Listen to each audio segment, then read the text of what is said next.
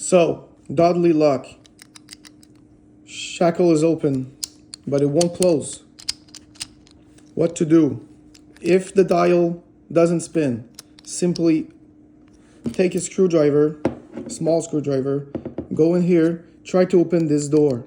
So you want to slide it open like this, all the way. Here you go. And then you can close the lock. If the lock is open and the dial moves freely, you want to do the same thing that I did, but the door will be locked at first. So what you have to do is, while the shackle is open, you pull a little bit on it. You apply some tension to the shackle, not too much, because if you apply too much, the dial won't spin. See, now it spins freely, but if I pull, it's stuck.